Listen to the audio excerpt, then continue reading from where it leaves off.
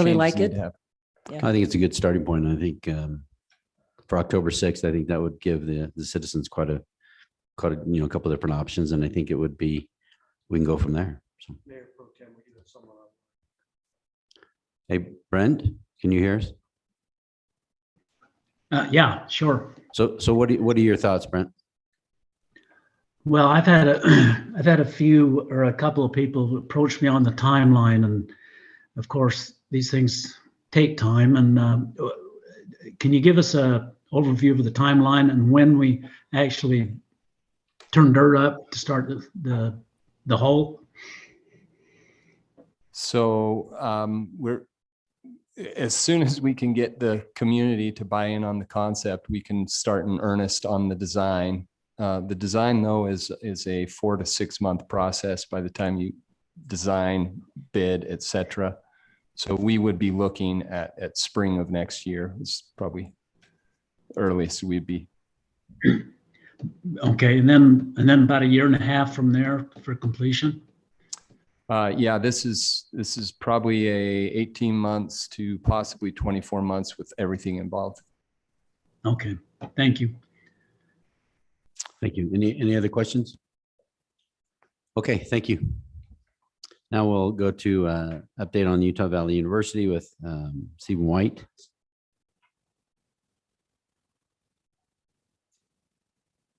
And Val Peterson, looks like. You weren't on here, Val. We'll write you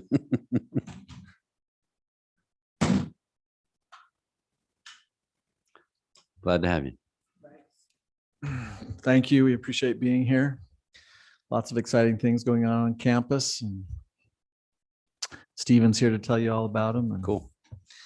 he'll answer all the questions, and I'll just sit here and look pretty, I guess. Let's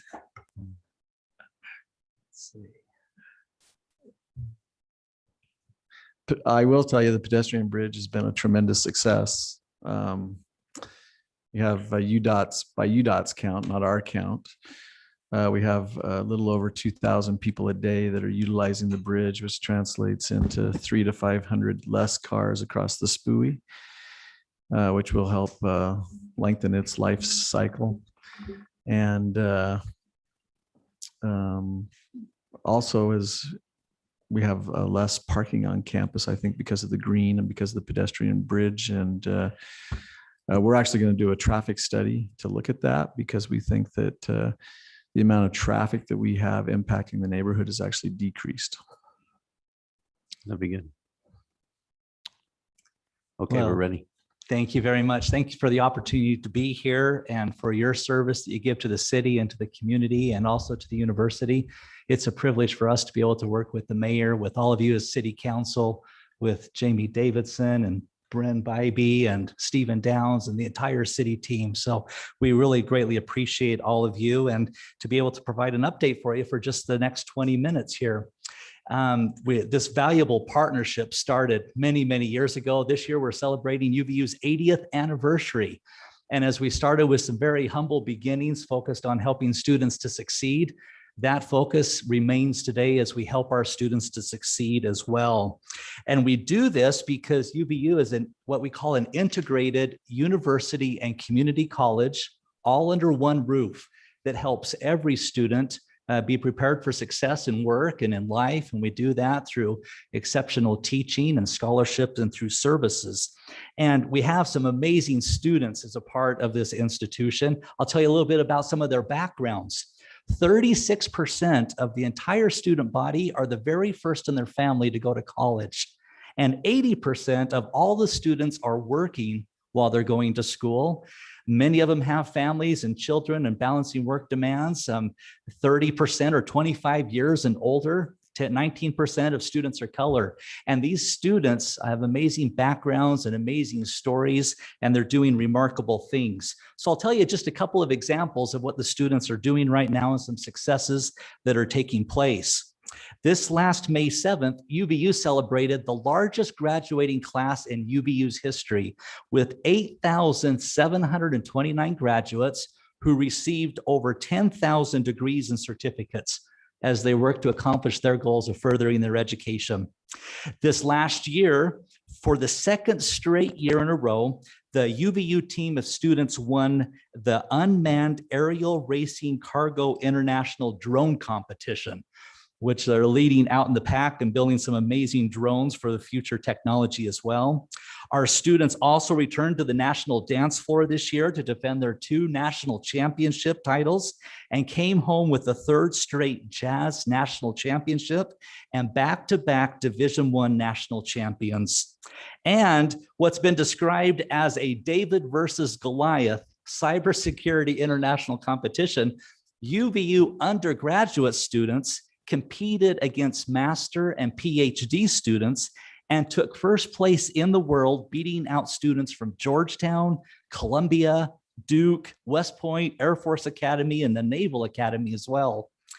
And remaining true to UVU's core focus when it first started with its trade programs, this last year, students brought home gold and silver medals from the National Skills USA competition, taking 5th place overall in the nation.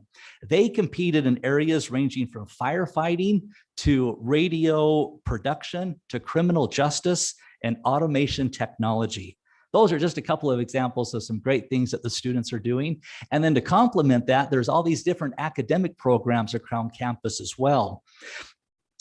There we have for a couple of examples here, we have the new Masters in Engineering and Technology program. And this is designed to meet the states and workforce and the area demands for helping engineers and technologists prepare for management positions. Speaking of engineering, UVU civil, computer, electrical, mechanical, and software engineering programs received accreditation this year. And this is remarkable because those programs have just been around for a couple of years now. So all 5 engineering programs are now nationally accredited.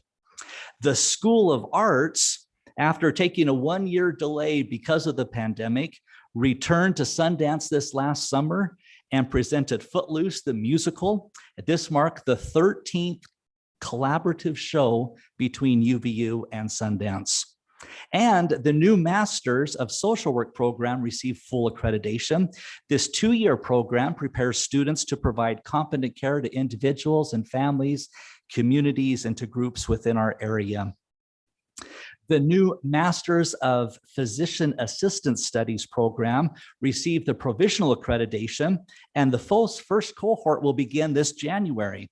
This 28-month program includes 15 months of clinical experience, and then more than 300 clinical arrangements have been established for our students to work with healthcare providers within the state and within the surrounding states. There's also the new Wasatch Resort Management Program. This is one of my favorites as well. This program allows students to work in Park City while earning their degrees in hospitality management. So these students will be working, for example, at the Montage Deer Valley, or the Waldorf Astoria Park City, or the Autograph Collection in Park City, and other 5-star resorts within the area. It's an incredible engaged learning opportunity to have hands-on experience while taking courses. Well, those are a couple of examples of some departments and programs, and building upon those academic successes, the student athletes are also doing amazing things both in the classroom and out on the courts and the fields. Just a couple of examples that you've also may have seen in the news.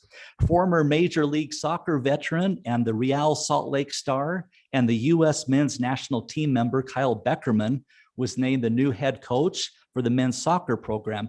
And they are off to a great start this fall with 4 wins, 1 loss, and 2 ties. So if you've never been to a soccer game, let us know. We'd love to have you come. It's a great evening out on the field. Also, it just announced yesterday, UVU's basketball men's coach, Mark Matson, who previously played with the LA Lakers, renewed his contract for an additional 5 years, which everyone is very excited about. And speaking of basketball, the UVU and BYU men's basketball teams will be competing against each other this year at UVU on December 1st. So if you don't have your tickets yet, get them fast because they'll sell out, and that will be a fun game. This last year in the athletics program was the most successful year in UVU athletics history. with 4 WAC championships. 3 different teams went to the NCAA finals. And at the same time, there were multiple All-American athletes. So we're very pleased with what those great student athletes are doing. There's also great and very valuable community partnerships that are also taking place that I'll give just a couple of examples with. This last summer, UVU had more than 200 7th, 8th, and 9th graders come to campus for a free 7-week course focused on teaching principles of science, technology, engineering, and math. This is a very close partnership between the university and Alpine school districts, Provo and Nebo school districts, as well as the Boys and Girls Clubs within Utah County. Right now on campus, there are 10 different programs and certifications that are being taught through the state's Learn and Work in Utah grants that provide free short-term programs and certifications for those that might be underemployed or underemployed due to the pandemic. So it's a wonderful opportunity to be able to come, receive certifications and training, to be able to get back into the workforce, or to be able to have advancement within your organization. And those are all free right now for community members because of the state's funding. Also, the Business Resource Center, well, let me see right here. There's the state's Business Resource Center, which is such an important collaborative partnership between Orem City and UVU that really helps so many of our local businesses, is having a positive impact upon the city. A new element of this is offering this last year when the World Trade Center Utah opened up its first office outside of Salt Lake at the BRC to be able to help Utah County companies right here also within the city have access to global business expertise, contacts, and services. Another way of our great involvement we love to have with the community is I'd like to invite all of you and those that are joining and listening today to come to this fall's presidential lecture series, which will be taking place on campus this Friday, where Dr. Dambisa Moyo will discuss the role of corporations in the 21st century. She serves on the corporate boards of 3M, Chevron, Condé Nast, amongst many others, and she's worked at the World Bank and Goldman Sachs, is a New York Times bestselling author. She received her doctorate from Oxford University, a master's from Harvard, and she is named as one of the most 100 influential people in the world by Time Magazine. So you're invited to come to that either on campus or remotely online this coming Friday. And another upcoming event we would invite everyone to participate in is on October 23rd, when UVU will hold its 31st annual Presidential Scholarship Ball, which is Utah County's premier black tie event. The entertainment and the food and the program will be remarkable, and all of the proceeds fund full tuition scholarships for high-performing students that are awarded the Presidential Scholarship. Well, to kind of sum up a lot of these things, we've received some unsolicited recognitions this last year that we thought you might be interested in. UVU is ranked #1 out of all the institutions in the state of Utah for alumni earnings after the students graduate, #2 in the state of all institutions for the best bang for the buck. And then the national publication of Business Insider ranked UVU #3 in the nation for the best return on investment. So this is all due to a very large and talented team of people working together to help our students to succeed. You are all key to this. We appreciate you, as well as the state legislature, our community partners, donors, community members, and very talented faculty and staff. I'll give you a little update about this fall semester at UVU with our student enrollment. The official fall enrollment numbers will be released about next week. It's looking like right now that our numbers might be just slightly higher a little bit from last year, with approximately maybe about 11,000 of the students being in high school, taking concurrent high school UVU classes, part of their high school education for only 5 credit hours as well. Let me ask you a question. Yes. How bad did you get it hit last year from the year, but from 19 to 20? Was that a? Oh, good question. Our enrollment number last year was down 1.9% overall collectively for the university. That dip down of 1.9% came as a result of out-of-state and international students not coming to campus and travel because of the pandemic. But interestingly, even though we were down 1.9% overall, our in-state numbers were actually higher, showing that students were going to school where they were living close by. Good question. Let me give you a little update about COVID and the pandemic at UVU as well, some COVID-19 updates. UVU is offering free COVID testing on campus for students, faculty, and staff. And approximately 45,000 COVID tests have been administered on campus since the testing started this last October. UVU is also offering free vaccinations on campus for students, faculty, staff, and their immediate family members. Nearly 1,900 vaccinations have been administered on campus since April. UVU students are now being required to be vaccinated by the beginning of spring semester that starts in January. Compliant with state law, students may opt out of this requirement for medical, religious, or for personal reasons. Since this has gone into effect on September 13th, over 20,000 students have already responded, and 72% of them have at least one vaccination, and 66% are fully vaccinated. In terms of case counts on campus, we are not increasing or decreasing in COVID numbers, but we're remaining having sustainable numbers. The 7-day average positive case count is about 5 people per day. And the positivity rate of those being tested is 2.25%, which is very, very low. So UVU is continuing to carefully follow and to promote health and safety guidelines. We are very grateful for the UVU and Orem City Town Gown Task Force of how that allows for collaboration and communication with this important partnership.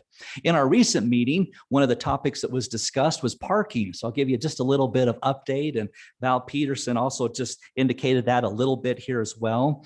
The new pedestrian bridge, we're seeing about 2,000 people using that on a daily basis. And students, faculty, and staff are using public transportation with the UVX bus system and Front Runner, which is providing great transportation options. And this semester on campus, we're averaging about 3,500 open parking stalls on campus every day. Let's see, related to this, let me jump a little bit to provide some updates about some of the campus facilities that provide the teaching, learning, and laboratory space to help our students to succeed. The first one is the Scott C. Keller building, which will be the new home to the business school, will be open in January for spring semester classes. Also, right next to that is the Gateway building that will also open in January. That will be the new front entrance to campus from University Parkway. The Sorensen Center remodel is underway, and that will be completed next spring with a new bookstore, which is already open and under operation, an expanded food court area, and student gathering and learning spaces. We also have the Lake Mount Manor that will be opening this next year as really the premier destination museum in the state of Utah. It's located about 1 mile south of the Orem campus. And this incredible state of Melanie Bastian was generously gifted to UVU by the Bastian family. And also we have the Alumni Center, whose footings and the foundations are going in right now. And the building will be completed a year from now. This has been made possible through a very generous $4.5 million donation from Young Living. And then the last update here will be that 2 weeks ago, the Utah Board of Higher Education voted and ranked UVU's need for a new engineering building as one of the top 3 needed higher ed building projects in the state. So as a result of that, the Utah Board of Higher Education and UVU will present this new engineering building request to the state legislature in this upcoming session. And this is as a result of just our local workforce needs as well as state force needs. UVU's limited space for our engineering students have really necessitated the need for a new engineering building. So we'll kind of finish where we just started off here, is that we're very focused on meeting the educational and workforce needs of Orem, of our valley, and throughout the state.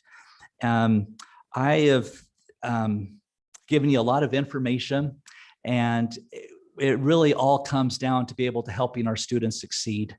In one of my classes that I'm teaching right now, I have a student that has received her associate's degree in high school, which is a remarkable accomplishment. I also have a mother with 5 children who is working full-time to get her degree, and she's going to graduate this next year. I also have students that are the very first in their family to go to college, and then also students that are planning to go to graduate school next year after they graduate. So it is really all about being able to help our students succeed. So we greatly appreciate the support that you provide, this very valuable partnership, this relationship.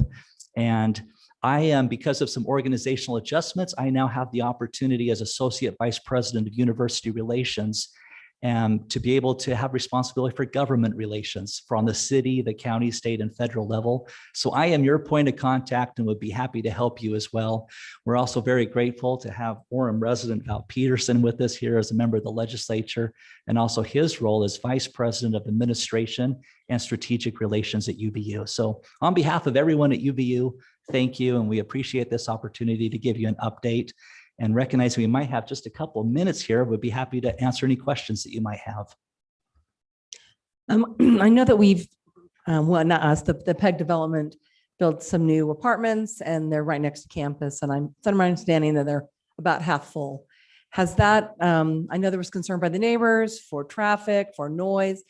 How has that project gone? Is it half full? Do you have any idea of the idea was to get people maybe closer to campus, they could walk, maybe attract a younger freshman so who wouldn't have a bunch of cars.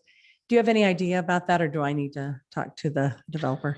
So that's one of the reasons why we want to do a traffic study. We want to get the what's really going on the streets around us. Our sense is that we have less traffic than we have had.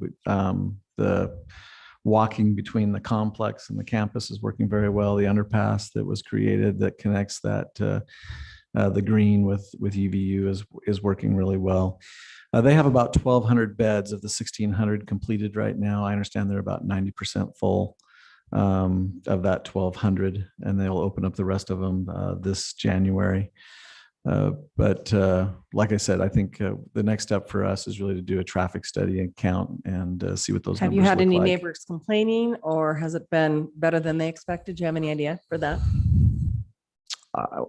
That I know of, we haven't had any neighbors complaining. I don't know if Steven's had anybody. I haven't heard any complaints. Now, obviously, one of the things you have to remember is our numbers are down a little bit because we still have a substantial amount of people who are online. Our numbers are 75% of 2019 versus online versus face-to-face. So that just generates less people coming to campus as well. So there's less people, even though we're still maintaining the numbers that Stephen was just relating to you. But we are noticing that we have fewer cars on campus right now. Do you anticipate this online model continuing as an option for people, or is this just still in relation to the COVID? I think our viewpoint right now is that our students are looking for the most flexibility they can get, which means they're taking a mix of face-to-face with online, and I see that continuing into the future. So how that all shakes out in the end, I'm not really sure, but I do know that students want as much flexibility as possible. The previous traffic study that we did on campus, people were making 2 to 3 trips per day to campus because they're working, they have children in daycare, so they're traveling back and forth between those locations. My sense is right now that you have a lot more students who are working, who instead of maybe coming to campus for one of those classes is taking that class while they're at work in a remote opportunity. And so they're reducing the amount of trips that they have to campus. Thank you. Anybody have anything else? Brent, do you have anything? I was just thinking here, Val, how many of that 41,000 are from Utah County and from the state of Utah? Do you have a number on that? So 73% of our students come from Utah County. The other thing I'll add to that number is that 10 years later after graduation, 76% remain in the state of Utah. So we are actually the institution who is training a lot of students for the state of Utah for that #1 economy that we're all experiencing right now. The other thing I would say is that right now, the majority of students that we have are actually coming from the state of Utah. So as Stephen pointed out, with COVID, we've had a reduction in the amount of international and out-of-state students. And so as we've maintained our enrollment, the majority of students are coming from the state of Utah. Okay, thank you. I appreciate what you've done down there and the leadership, and keep it moving. Thank you. Appreciate that, Councilmember Sumner. So we appreciate your time and giving us this presentation. That was awesome. And we appreciate you. So Thank you. Thank you. We appreciate all you do and look forward to continuing to work with you. thanks. Okay, now we'll go to a report, an annual human resources report by Carrie Rugg.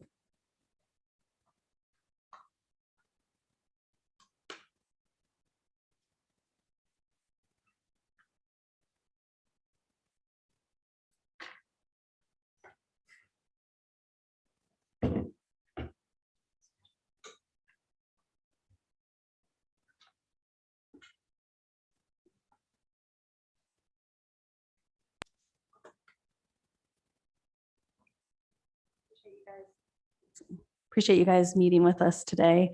I do want to introduce Jenica Jones. She's the city's management analyst, and Scott Swift, he is our compensation officer. So they'll be sharing part of the presentation with you as well. Happy to stop during any point if you guys have any questions. So we try and do this presentation for you once a year so that you can see where we are at as far as our staff is concerned here at the city. So we'll first talk about our employee demographics and our budget.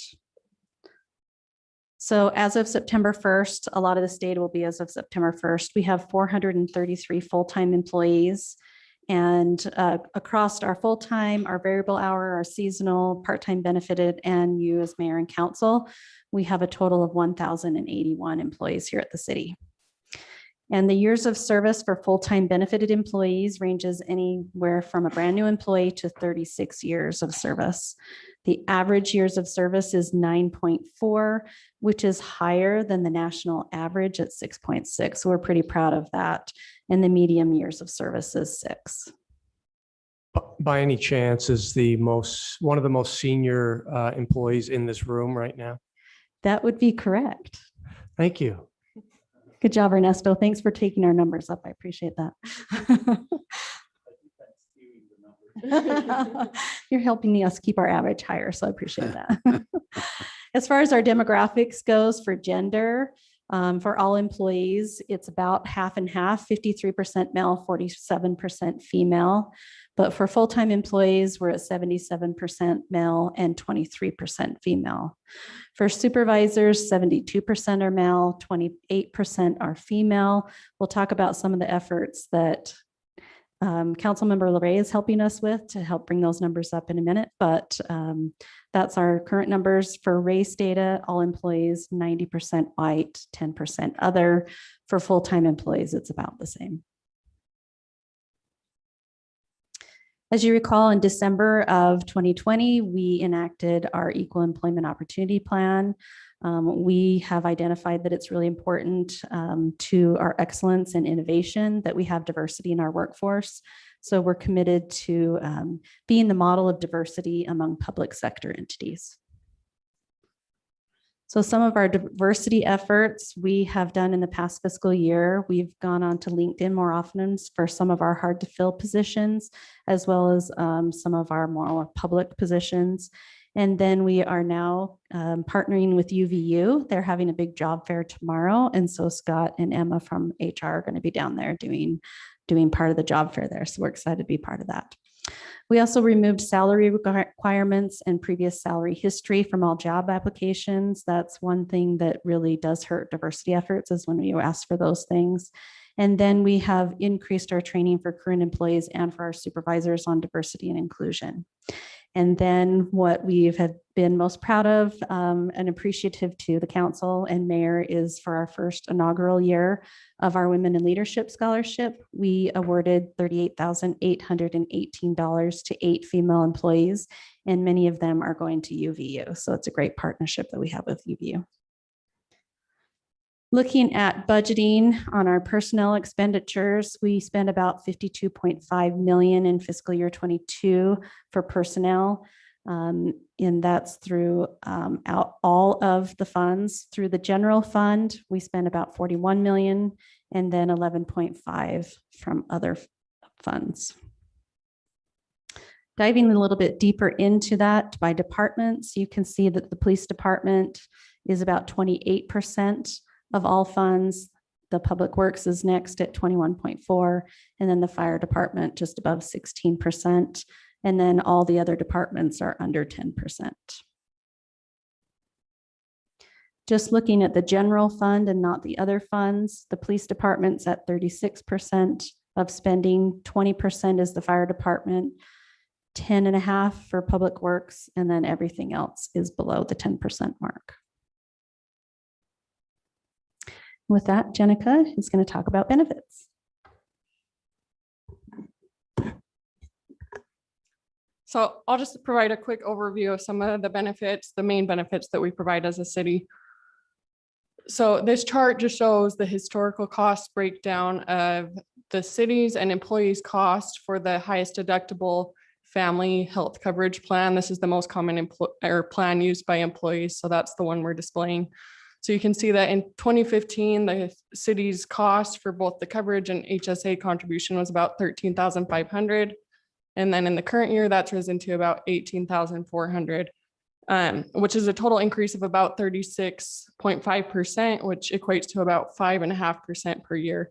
So the city has elected to pick up almost 100% of this cost, with the exception being the current year. The employee premium has just raised $10 a month. So it's $80 a month for family coverage, either with this plan or the lower deductible, and $40 a month for single coverage. So we have 405 employees that are enrolled in all of our health plans, which is about 90% of employees that are eligible for health coverage. And the city does cover up to $4,000 into the employee's HSA, depending on which plan they choose and if they select to match. And for dental insurance, the city covers the entire premium for dental coverage for either individual or family coverage. And now I'll give a brief overview of employee turnover since fiscal year 2010 until the previous fiscal year. So this chart shows the first row, just the total number of separations. And then the second row is the average number of full-time employees throughout that fiscal year. And then the turnover rate. And then the bottom row, it compares it to the nationwide average turnover rate for state and local government employees. So we'll focus on fiscal year 21. We had 69 total separations, which equated to 16%. But it's important to note that for every year on this, we are below the national average of turnover rate. And this just shows our turnover rate in a graphical form compared to the Utah state unemployment rate. So we do see an inverse relationship. As unemployment decreases, then our turnover rate increases, which we would expect, and that's common in all sectors. And this chart breaks down our employee turnover by reason, with the most common reason in fiscal year 21 down to the lowest. So in fiscal year 21, we had 25 employees leave due to other employment. This is all full-time benefited employees, all departments. 19 resigned, 14 retired, 4 were dismissed, and then 7 for other reasons, which includes personal, death or disability, relocating or returning to school. And in this chart, we pulled out some of the key departments and what their turnover rates are. And so in fiscal year 21, we saw the highest turnover rate in development services, 22.2%.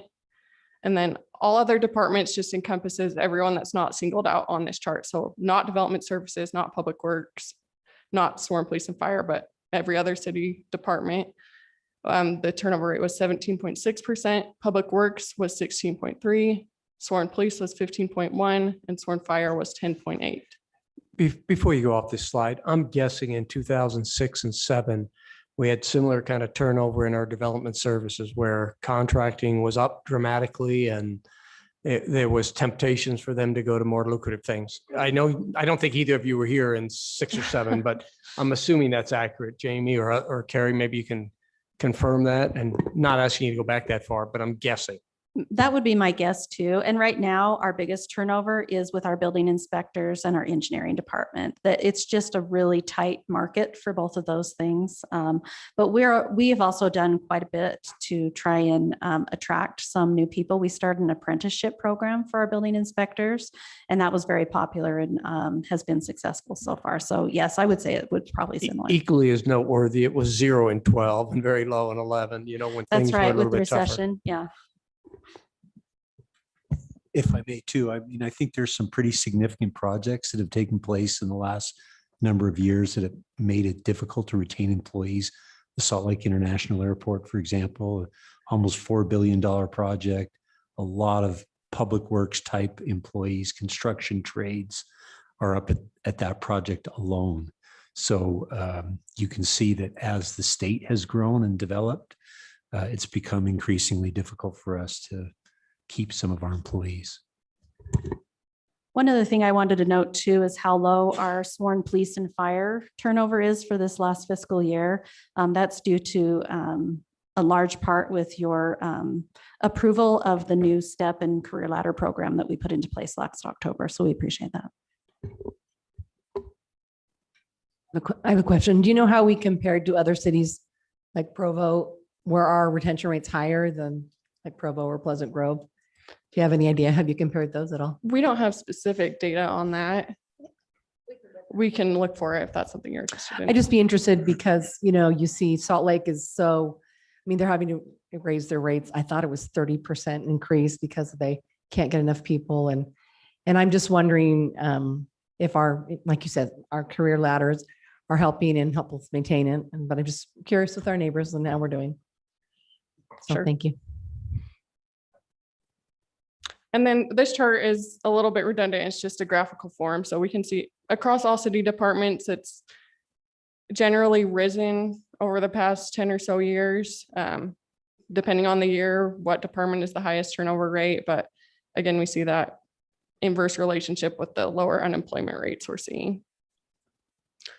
So we did pull out some additional data for our sworn police and fire employees. And this compares it for fiscal year 20 and fiscal year 21, but we'll just focus on the right-hand side for fiscal year 21. So for our sworn police employees, we had 14 separations in fiscal year 21, 9 left due to other employment. But of these, at least one of them did technically retire and he went to work for another agency to double dip. And then also importantly, the ones that left to local nearby agencies, Utah County and Pleasant Grove, their wages are lower. So their primary motivator for moving to those other local agencies was not wages. It was other outstanding reasons. And then we see 3 to the FBI was the biggest one for other employment. There were 2 employees that resigned, 1 was dismissed, 1 relocated, and 1 left due to personal reasons. And then for fire, we had 7 separations in fiscal year 21, 3 retired, 2 left due to other employment, and 1 of these was promoted and 1 left to another city, but it was primarily motivated by family factors. And then 2 resigned and 1 of these did not pass probation. Okay, with that, I'll turn it over to Scott.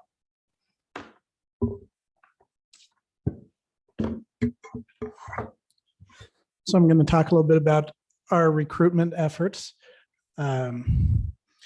In fiscal year 21, you'll see we've had a total of 444 new hires, most of those being variable and seasonal employees.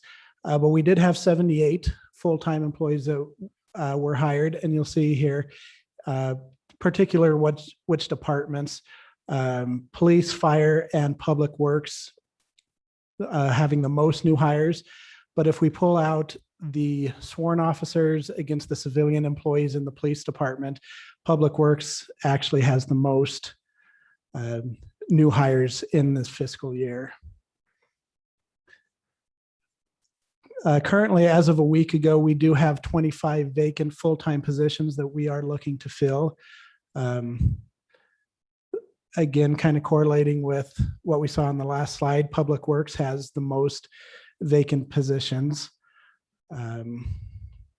followed by police, 3 sworn, 4 civilian. Of those 4 civilian, 3 of them are dispatchers. And so we are working hard on recruiting there as well. As was kind of mentioned previously, we have had some hard to fill positions, building inspector being probably one of the hardest ones. We have seen a complete turnover in our building inspector positions in the past fiscal year. We have 4 positions. All 4 of those left for other employment, other agencies. And so to tackle that problem, we did create that apprenticeship program that Carrie mentioned. We do have 2 building inspector apprentices working currently alongside our chief building official to gain that experience while working towards the certification so that they can become full-fledged building inspectors. And we do still have 2 open building inspector positions that we are still trying to fill. Excuse me, for non-leadership, do we use headhunting firms or not? No, we have not. And when we post, do we get good applicants? Do we get a lot of applicants? How successful are we at getting people into the funnel to decide who we'd like? It depends on the position, and that's another thing that made these ones so hard to fill. Once we introduced the apprenticeship position, we had that open for a week and we had 66 applicants through that. However, if we look at some of these other ones like the engineer positions, the senior engineer, the transportation engineer, those positions were open for a couple of weeks and we didn't get any qualified applications through those. And so we are in the process of reopening those, reaching out to different, through different, yes, yeah. Jumping down to the public works technicians and operators, on the last slide, we saw that there were 8 open positions. Of those 8, 6 of them are represented by these technician and operator positions. The long-term stormwater project manager or program manager, he was one of those 2 that went to the building inspector apprenticeship position. And so we have opened that position. That was another one we didn't get any qualified applications for. So we've reopened that. The accountant position has been a struggle this year as well, but we have recently extended a job offer for an accountant that we are excited about to start on October 4th. Let me ask a question about police. So we have 7 spots, of 4 sworn. Tell us what that means. 4 sworn, is that full-time? So the 4 sworn would be officers and the 3 would be dispatchers. So Or it sorry, 3 switches. sworn. But we do have several in backgrounds right now, and Scott will show that in a minute. So if those all panned out, we would be fully staffed. Because have we ever been fully staffed? We were fully staffed for a pay period. Right soon after we implemented the new STEP program last October, we were fully staffed for 2 weeks. For 2 weeks? Okay. But when we haven't been, how far down have we been? 1, 2, 3. 7. Up to 7, yeah. We're down by 3, but we do have at least 3 in backgrounds right now. So, which is, and I wish we had the data from other cities, but we're doing really well on the police side. So I have a question for Chief Adams on the applicants, or Carrie, for the police and fire. I mean, we used to have minimal amount, but now don't we have quite a few applicants now for the police and the fire? Yes, I think we're much more competitive in the market than we were a year ago, for sure. Okay. We don't have the turnover and the culture issues that some of the other departments are dealing with right now. And we'll talk a little bit more about that on next slide, but I just want to show up here that in this past fiscal year, we have hired 4 new department directors, Chief Adams, Fire Chief Mark Sanderson, Heather Shriver as city attorney, and Bryce Merrill as our new recreation director. So we'll get into this. So we mentioned we have 3 openings for the sworn officers, but we do have 2 in background, or 5 in background. 2 of those are laterals from other from other states. 3 of them are brand new out of the academy. In the past fiscal year, we have hired 9 lateral officers. So like Carrie was mentioning, once these pan out, if they pan out, we'll be fully staffed in the police department. As far as the fire department goes, we are fully staffed there. There are no vacant positions. We have hired 4 lateral firefighters in the past year, and they have been given year-for-year service credit towards the career ladder program that we implemented last October. Between police and fire, we've also given just shy of $37,000 in recruitment incentives. Moving on to compensation, we have just recently wrapped up a comprehensive compensation and benefits study with NFP, and they went out into the market to gather compensation benefits data. This is something we do every 5 years as a matter of practice, but it is a fluid thing, as you're well aware. And so we do look at internal data every year through TechNet, which is a compensation benefits program that a supermajority of the municipalities in the state of Utah use and voluntarily report their pay and benefits structures. And so we can go in there at any time and get a comparison for any positions that we feel we might need to. Some of the results of this compensation and benefits study, we did implement a hybrid step program for select public works positions, mostly the technicians and the operators, those hard to fill positions, to give them an opportunity to work through their pay grade a little bit quicker.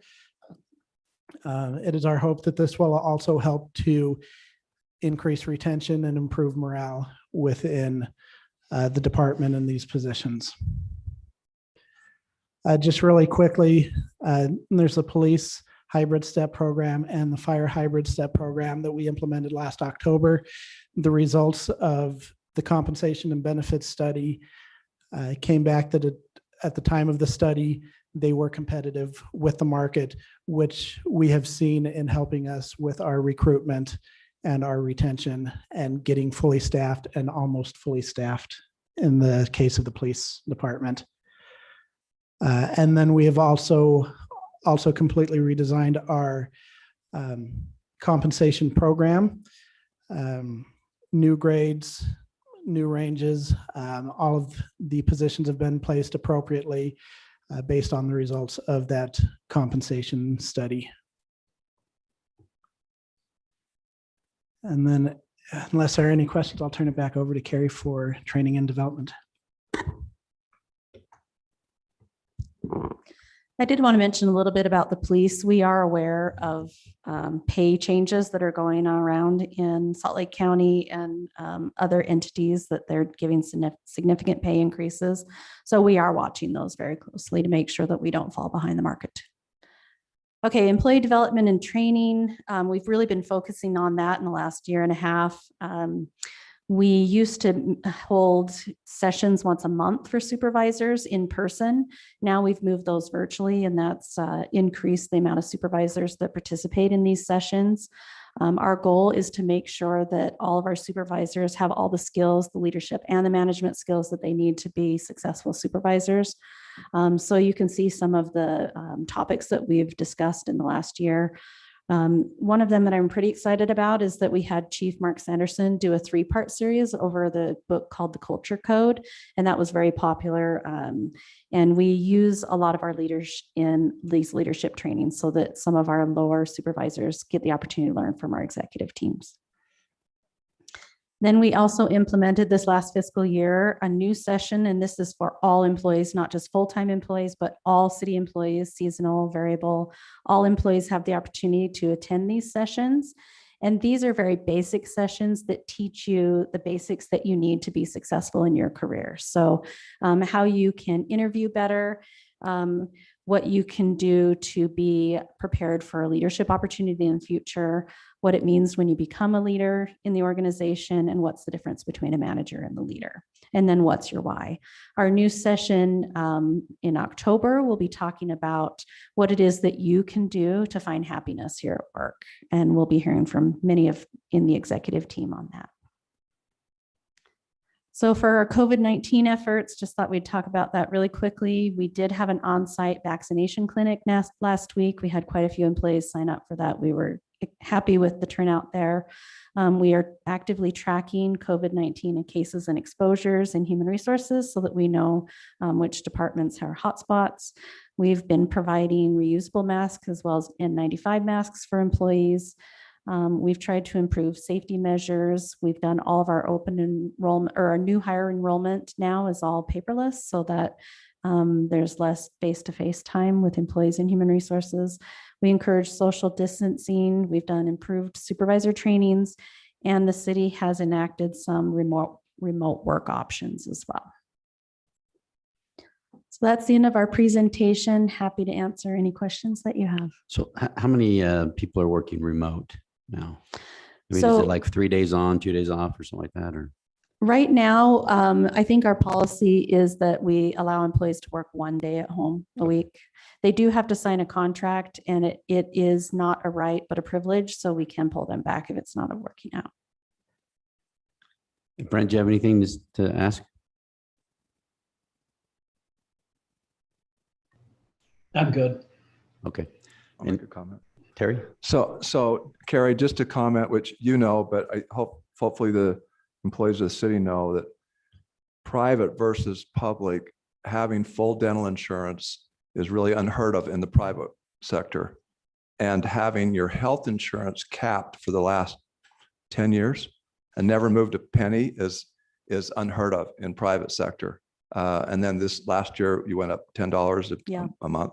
So, I mean, I know we all look at the salary part, but the benefits are really not out. That's not what you normally see in the private sector. So I don't know if you communicate that or if people understand that. We do try to do that often. And I'll give you an example of that. My husband works for United Healthcare. So he works for a healthcare company, and we have the city's insurance because it's much less expensive here, even though he works for United Healthcare. So that's a good example. Yeah. And we do try to educate our employees. For example, there's a program called Good RX that Stephen Downs has brought to the employees' attention. And we saw our RX spending go down significantly on our utilization with PHP recently.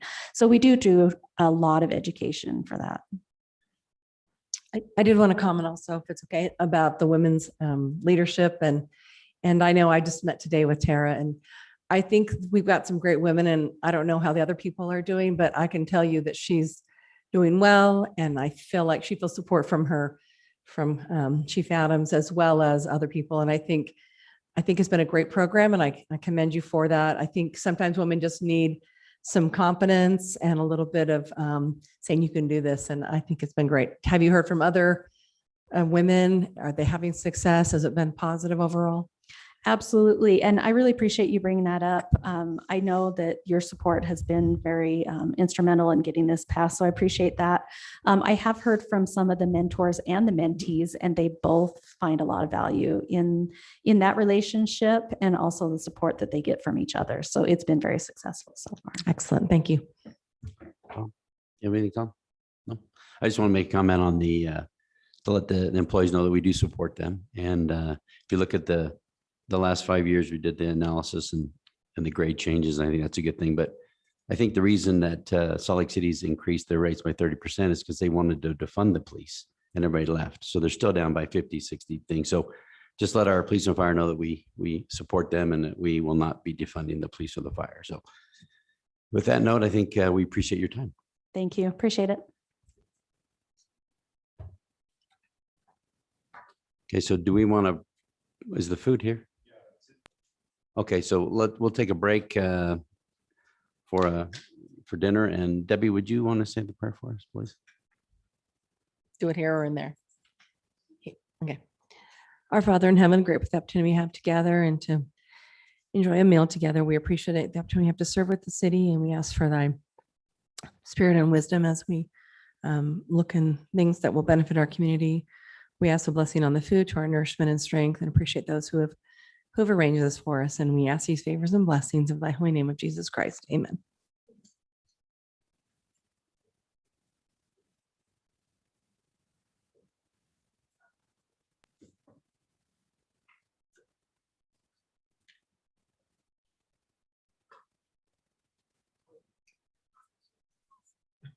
You don't look that old, honestly.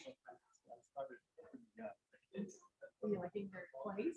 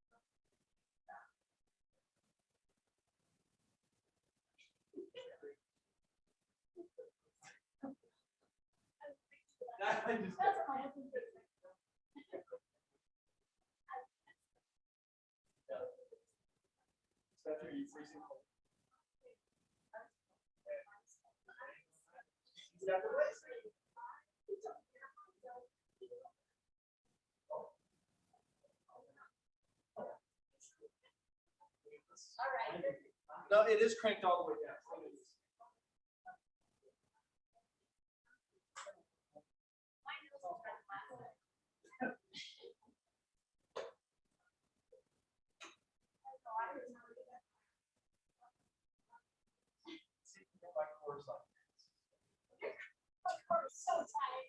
No, it's not tight. It's just, it's not hot. It's not overheating. There's no sick. That does make sense. It's a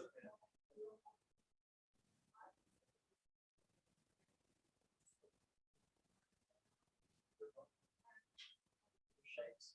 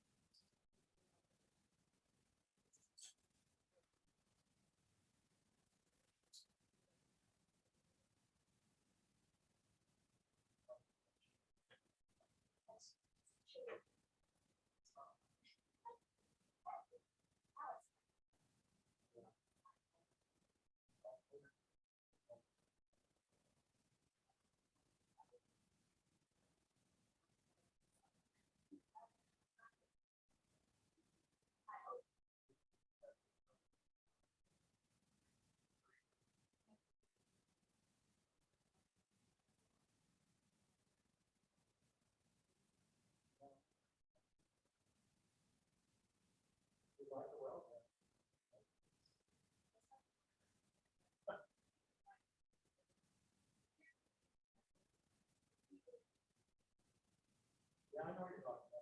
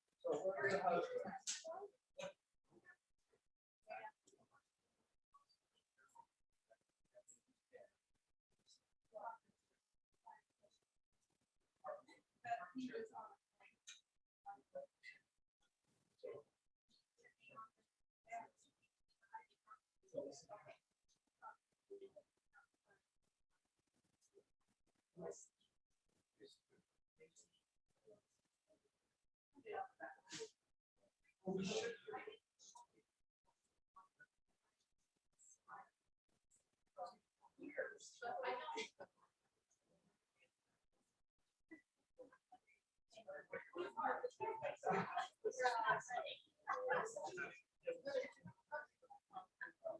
we got to start this.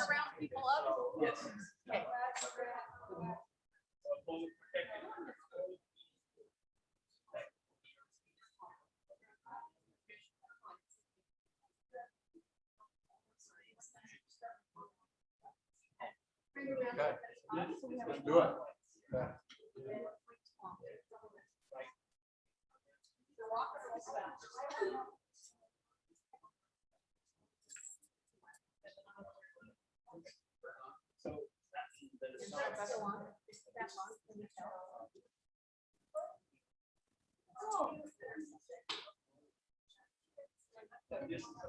Brent, are you still there?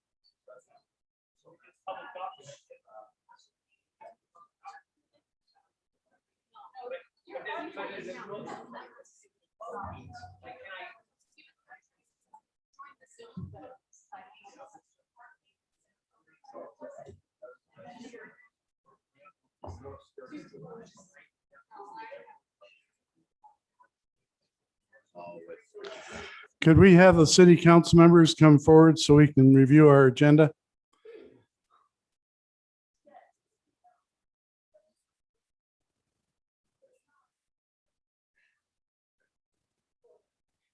Oh, he does it.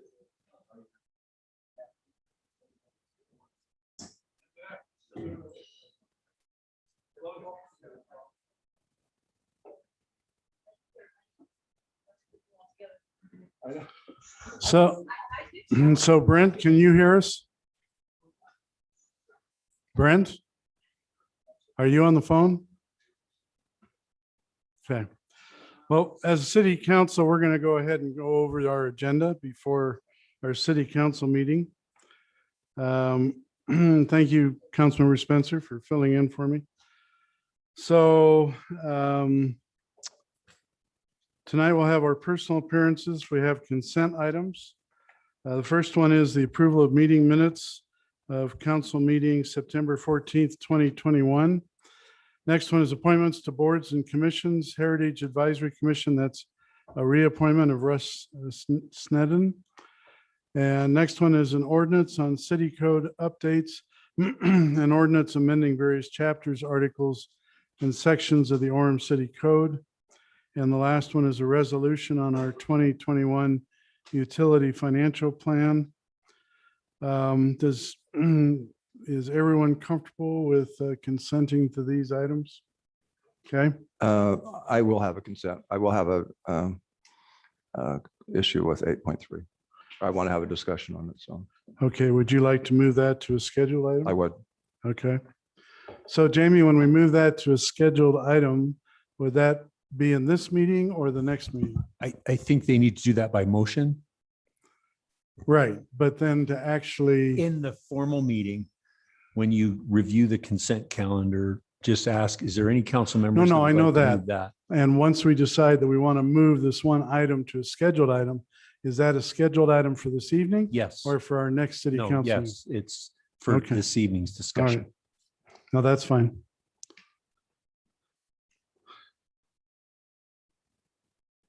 Gotta be difficult, huh?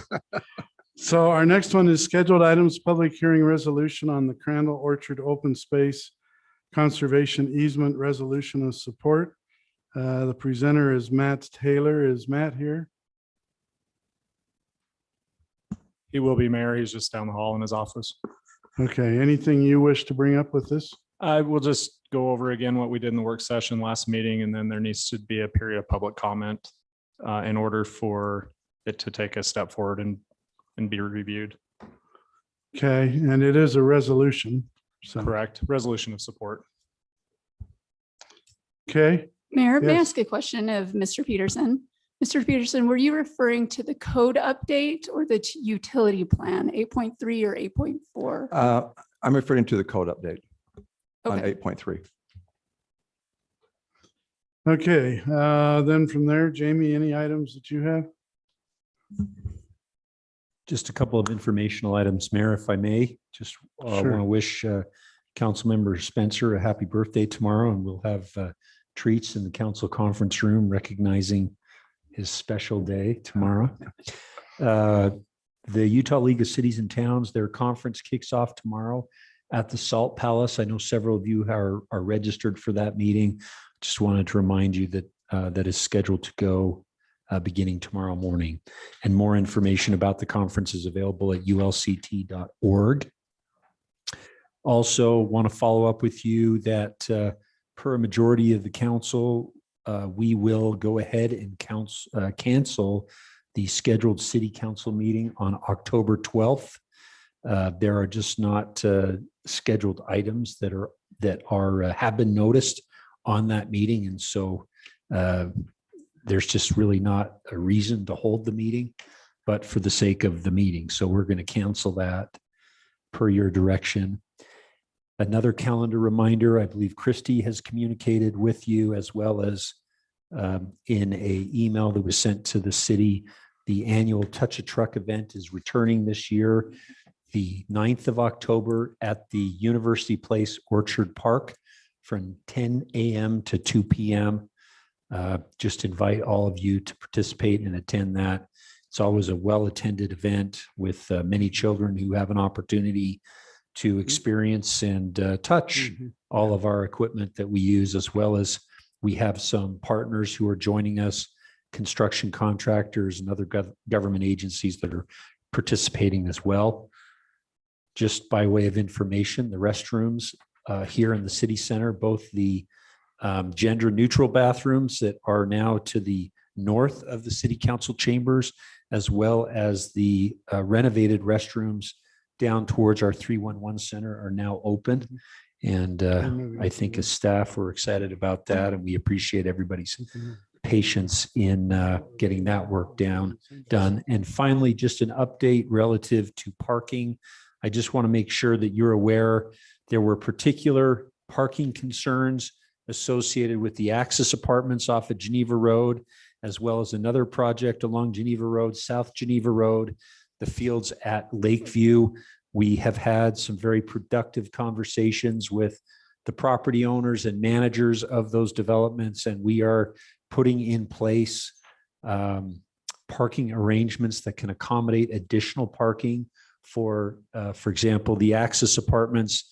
There is a UVU parking lot that is adjacent to that development, and the property owners of the Axis Apartments are entering into an agreement with UVU to accommodate overnight parking in that specific UVU parking lot, as well as some additional parking down at the fields at Lakeview. This is Mr. Mansell's project that we talked about last council meeting. He has actually already been preparing some of his acreage for parking to accommodate the concerns that you noted along Geneva Road. In fact, Ryan was down there yesterday, had an opportunity to see that in fact he was following through with his commitment to provide additional parking. But I just wanted you to know both those projects and their parking issues are being addressed. Okay. Thank you. Thank you. Appreciate that. There's no further business. We'll go ahead and close our meeting for the work session. And I move that we do that. You want to second that? Second. Everybody in favor of work session closing? Aye. Okay, we'll start our city council meeting in 5 minutes. If anybody wants to take a break, you can do that, but please be back by 6 o'clock.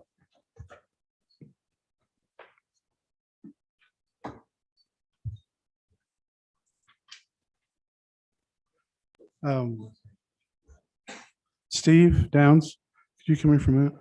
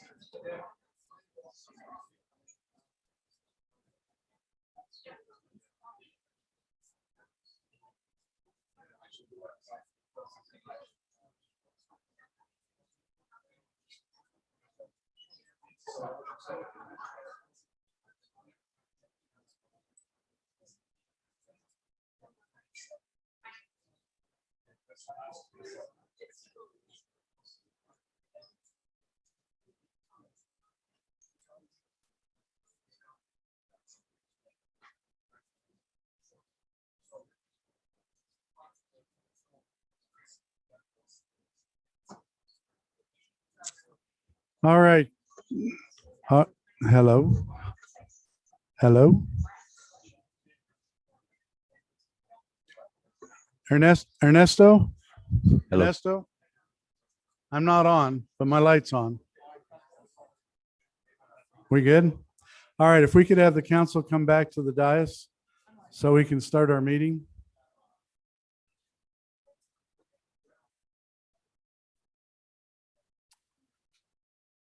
So we would like to welcome everyone out to our city council meeting this evening, and I'd like to call this meeting to order and would like to begin the meeting with a prayer by Terry Smith and the Pledge of Allegiance by John Barrick.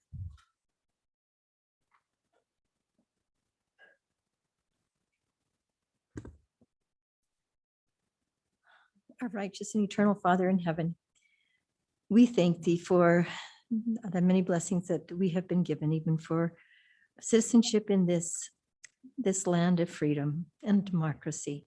We thank thee for the opportunity to participate in the democratic process. And we pray for those who will be speaking today that they will speak clearly their thoughts, and that those who are making decisions, that they will have a clear mind and understanding, and that they too will make good decisions that will benefit all of the citizens of this city. And we offer this prayer unto thee in the name of Jesus Christ. Amen. Amen. Thank you.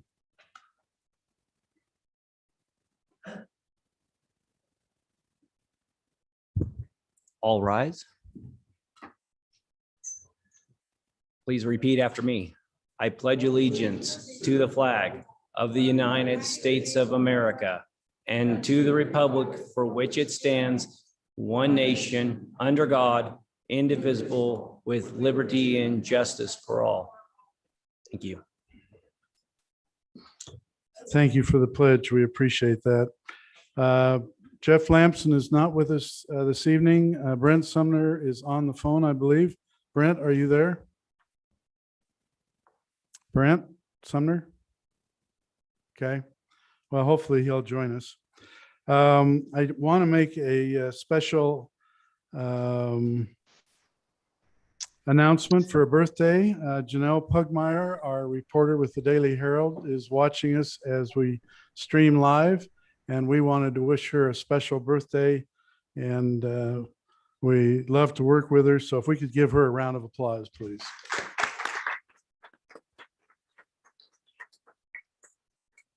Okay, we'd now like to go on to our personal appearance portion of our meeting. Okay, hi Brent, how are you? Can you hear us? Gotcha. Okay, good.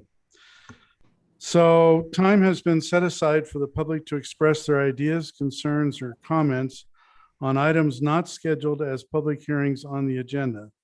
Those wishing to speak are encouraged to show respect for those who serve the city. Comments should focus on issues concerning the city. Those wishing to speak should have signed in before the beginning of the meeting. We ask that you limit your time to 3 minutes or less, and that when you come forward that you give us your name. So we'd like to begin with Stephanie Visna and then Debbie Lamb.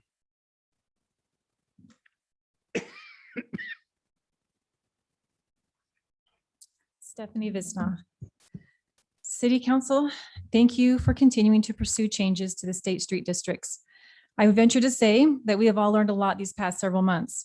Now is our opportunity to take what we've learned and apply it to improve Orem City as it grows, specifically for small business owners and nearby residents of State Street. I've been concerned lately with some things I've heard from residents who live near State Street and other developments in the city. Residents have observed that developers and commercial property owners have taken some liberties and are not being held accountable for all city ordinances. Residents near 400 West, 1600 North, Midtown 360, and University Place specifically have all expressed concerns for how the commercial property owners have maintained and used their land. Residential and commercial property owners must be good neighbors and held equally accountable to city ordinances. Oftentimes, it's the residents that suffer and who put up with whatever the commercial property owners choose to do. Commercial property owners, especially large developers, seem to be running the show at times. It appears to residents that developers more easily get the attention of city staff and are given preferential treatment. Even at city council meetings, we have seen developers receive a lot more mic time and opportunity for open discussion, whereas citizens only get 3 minutes without any opportunity for open discussion, where questions could be asked to achieve understanding and clarity on both sides. We all know that residents have some strong opinions about some pretty big topics, parking and high-density housing, to name just a couple. Developers often don't live here in Orem and generally do not share the same opinions as residents. Many feel that developers are being heard and accommodated over the residents, and that communication is lopsided here in Orem City, and this needs to change. Now, during the moratorium is an opportunity for Orem City to hold discussions with residents and small business owners, not just developers.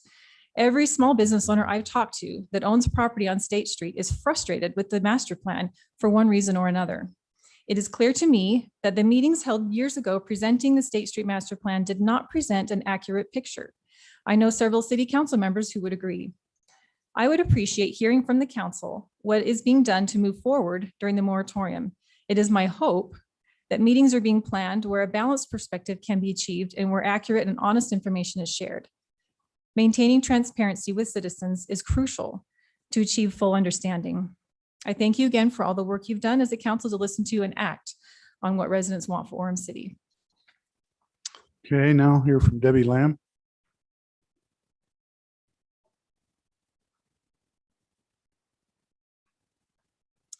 Good evening.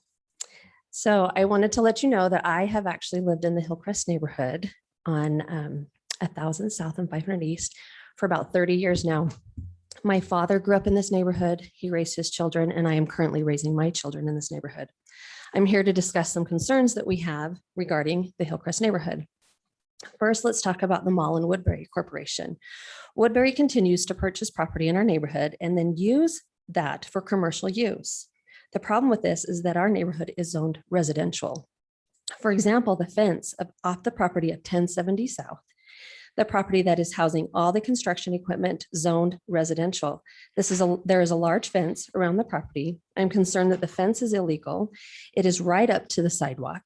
The driveway is blocked to the house to the east. And there is lots of commercial equipment and garbage being housed on that property that is zoned residential. However, I've noticed that there have been workers over at the home that was just purchased by Woodbury that closed at the end of July. They have been taking out cabinets, countertops, plants, all sorts of things around the home. I overheard a gentleman say, we're planning on tearing it down. That home is still zoned residential. The overly huge parking lot to the north of the mall that is extremely close to the property that is right there on about 1200 South, that is still zoned residential, but the parking lot should be at least 50 feet away. I don't believe it's 50 feet. It's more like in the 20s. Third, the property on 590 East, again, zoned residential, but being used for commercial use, used for equipment and garbage. There's a gate on 1000 South, illegal. That should be a cinder block fence all the way across. The fourth thing, why does Woodbury get to do what he wants when he wants? As stated earlier, he should be having things zoned and following laws like the rest of us do.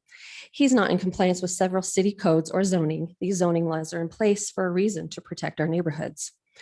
Why doesn't he have to abide by them like the rest of us? Let's talk about affordable housing. I live in affordable housing. My neighborhood is affordable housing. If you were to buy my house from me, I could not replace the square footage that I have to be affordable housing. Let's talk about the traffic. The traffic in our neighborhood is horrible. People are trying to get to the mall or Costco. They go through our neighborhood to avoid State Street. Once they realize they can't get through, 500 East is a speedway. Let's see how fast we can get out of the neighborhood. My husband went to the city to ask for a stop sign at the end of our street. We were told that a stop sign was too expensive. We asked for speed bumps. We can't do that because they ruin the emergency vehicles. So the best that we could do were bullouts. Thank you for your time. Thank you. Now hear from Ethan Harris and then Annette Olson.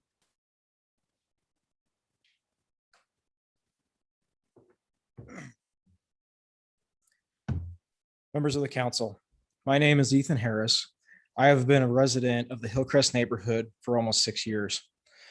Our neighborhood has been part of the Orem community since the late 30s and early 40s. In that short time that I have lived here, I find that our homes are under constant threat from all sides. Recently, we've discussed our concerns over the Meadow Gold development. Today, we have a group here and others that couldn't make it that feel our homes are being threatened by the Woodbury Corporation. Currently, we have multiple areas where chain link fences have been put up in an illegal fashion, according to Orem City Code. On 1070 South, you will find that one of these areas that has been used for construction laydown yard. If you drive to the corner of 1000 South and 590 East, you will find another such chain link fence. On the other side, it appears this area has been used to gather garbage and construction debris. These areas are zoned for residential use, but are being used for commercial purposes. This blatant disregard for our homes will impact our property values and standard of living. To my knowledge, it takes a vote from this council to change these zoning requirements. This is a requirement that Woodbury has ignored and has historically asked for forgiveness rather than for permission. Woodbury has a history of hounding our neighbors until they sell their homes, all in the name of expansion into an area where they are not allowed to expand. One resident had a representative show up at their door with legal documents in hand asking them to sell. Woodbury's solution to those who won't sell is to try and destroy the value of the homes in the neighborhood. Because other residents have refused to sell, there have been rumors that Woodbury intends to retaliate by opening roads from our neighborhood for mall access. I've even heard that Costco has plans to expand into our neighborhood as well. There are claims that we need more affordable housing. I would challenge anyone here to find a neighborhood with single-family homes more affordable than ours. Apartments buildings are not the solution. The Aston Apartment website lists a single bedroom starting at $1,250 per month, 2 bedrooms starting at $1,480, and 3 bedrooms starting at $2,000. None of these include mandatory communication packages, parking fees, or other monthly expenses. Even without all the extras, these 3-bedroom apartments are more than double my mortgage. If Orem really wants to be known as Family City USA, help us protect our homes against those who illegally encroach into residential zones for commercial expansion. Thank you. Thank you. Now hear from Annette Olson and then John Barrick. My name is Annette Olson. I have lived next to the mall for 45 years, and I've loved living in Orem. But now we have dozens of cars driving up and down our residential streets all day, every day, looking for a way to get through to the mall and Costco. There are 7 signs saying no Costco or mall access, but there is still a very big traffic problem in our neighborhood. The signs are a Band-Aid. They have not solved the problem. Additional high-density housing will only add a lot more traffic to an already strangling problem. We scarcely eat a meal without watching several cars zoom in and out of the neighborhood past our house, and we live on a dead-end street. Years ago, when CIRA was organized, it had goals to provide a good place to live in a community where young people could grow up with good, healthy entertainment and a sense of community. I remember a lady from our neighborhood who served for years on those committees. She was passionate about this wonderful community. I loved the history when we moved here. I am sad and disappointed that those feelings of strong community neighborhoods is giving way to high density housing, which adds hundreds and thousands of additional cars to an already congested traffic problem. We have watched our shrinking neighborhood be gradually gobbled up from 8th South and 8th East and State Street, not to mention the mall and its construction creeping closer and closer every year. Now, not only are they crowding in on us, they are looking down on us from high-rise buildings. We smell the muffins baking in the morning at Costco, whether we want to or not. We hear the constant noise of the car wash when we are trying to enjoy a quiet moment in the backyard, and the beep beep of construction vehicles loading and unloading dirt and building supplies right next to our backyard, not to mention the blaring loudspeakers of entertainment at the mall. Honestly, sometimes I feel like I'm in the garbage compactor of the Death Star in Star Wars, and the walls are pressing in, relentlessly pressing in from all sides. Can you just stop? I urge you as elected officials of the city of Orem to look at your stewardship. Are you serving developers and big business, or are you serving the people who elected you?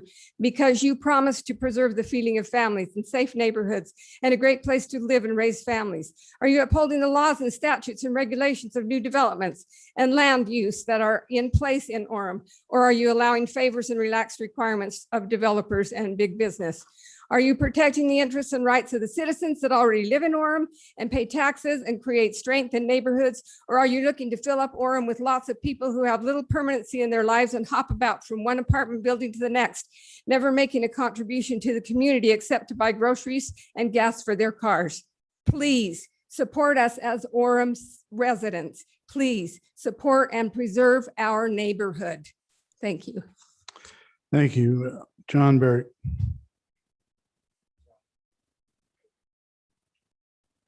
My name is John Barrick. I live at 365 West, 1750 North in Orem. I'd like to talk about the site plan application process, the Development Services Office, and the DRC within the city of Orem. Orem City Municipal Code 22-14-20 talks about site plans. It says that development services shall forward a site plan only if it complies with all city ordinances. And by forward, that means the Development Review Committee. Anyone requesting a site plan application shall submit to the Department of Development Services all of the following. It's required under city code: a complete site DRC application, a storm water plan, a traffic study, evidence of having complied with the neighborhood meeting provisions. Orem City Code also says the applicant for a site plan within or adjacent to a residential zone shall hold a neighborhood meeting prior to submitting an application for site plan approval.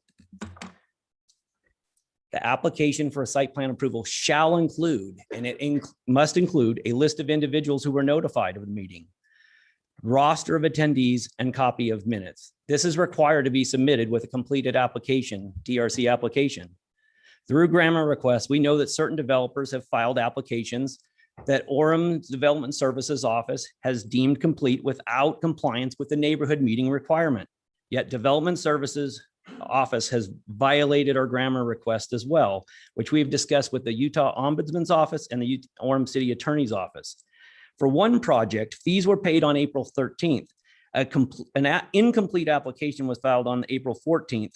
Development Services told the mayor it was complete on the 19th of April, yet there was not a neighborhood meeting allegedly held until the 26th of April, and none of the compliance with that neighborhood meeting has been filed with the city to date. Yet we are told it's a completed application. Legal counsel for Right Development, who filed an application without a neighborhood meeting, told this city council last month that city employees told them not to hold a neighborhood meeting, which is a violation of Orem City Code. This violates the rights of Orem residents. What has been done to identify these employees identified by the Right Development Group? Is Orem City going to be subject to a lawsuit and be subject to damages because of these employees' actions? We need transparency, not more backroom deals and violations of Orem City Code. Thank you. Thank you. I see that we have Natalie and Jim Crandall to speak next. Is that related to the Crandall property? Okay, fine. Thank you. We'll take you off our list. We'll go ahead and close our public hearing portion of our meeting and move to consent items. I'd like to begin with the first one, which is 8.1, approval of meeting minutes of City Council meeting September 14th, 2021. 8.2, appointments to boards and commissions of Russ Needham to be reappointed to the Heritage Advisory Commission. 8.3, an ordinance for city code updates. 8.4, a resolution on a utility financial plan. Is there anybody on the council who wishes to move one of these items to a scheduled item? Yes, Mayor, I'd like to move 8.3 to a scheduled item. Okay. We will go ahead and do that. With the rest of the items on the consent agenda, I would accept a motion to go ahead and approve those. So moved, Mr. Mayor, to approve, if I should be more specific, 8.1, 8.2, and 8.4 of the scheduled items. And do we have a second? Second. Okay. Tom, we'll go ahead and start with you. Aye. Aye. Aye. Aye. Aye. And Brent?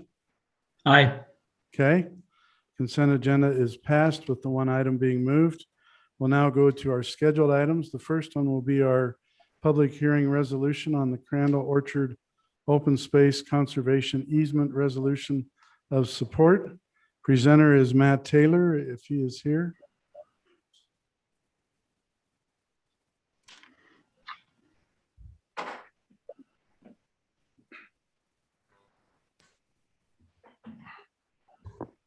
Members of the council, it's a pleasure to be with you today. Ryan, presentation.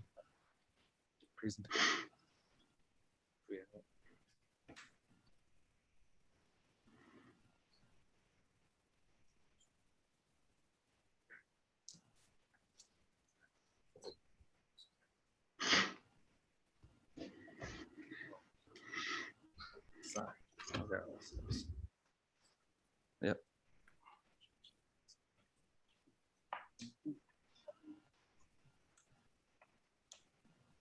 Council, I apologize. I Haven't done this enough yet.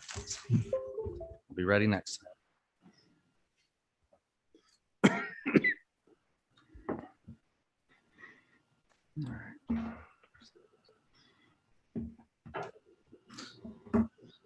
You reviewed this in your last work session 2 weeks ago. I will be brief, but I will recap some of the highlights for the public's information. Tim and Natalie Crandall are the main operators of Crandall Orchards at 800 East Center Street in Orem. I think actually there's, contrary to this slide, about 12.75 acres that they control themselves as property owners. The Crandalls have been working with Darren Hopkins, another member of this community, in the preparation of a conservation easement and the conservation to continue the property shown in green as a working orchard in perpetuity. Conservation easements are binding legal documents setting aside land for particular purposes. In this case, it would be for an orchard. And future owners, should they buy or inherit the property, would be obligated to maintain that obligation. The easement itself is like any other easement, like a utility easement, where there's another interested party that holds a right to enforce the provisions of a limited land right. In this case, it may be Orem City in the future if it goes as they are planning. The cost of the easements, typically the land value, if it was developed minus the value in its less developed state. And so because of the location of this property, it's fairly significant. It'll probably be assessed at a fairly significant rate for the value of that easement. However, there are opportunities for the raising of funding, which the property owner will be working on through either private fundraising, nonprofits, federal tax credits. But the one that's specifically relevant tonight is the Utah State Open Lands McAllister Fund. And the McAllister Fund is state money set aside for the preservation of open space. And one of their current focuses right now is the preservation of agricultural lands. However, the McAllister Fund would only provide up to 50%, and there's no guarantee they provide the entire 50% of the cost of the easement.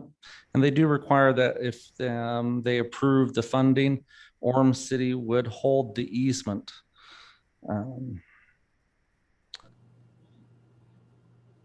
So the request from Orem today is twofold. One, they ask that a public hearing be given on this issue to the city council, followed by a city resolution of support.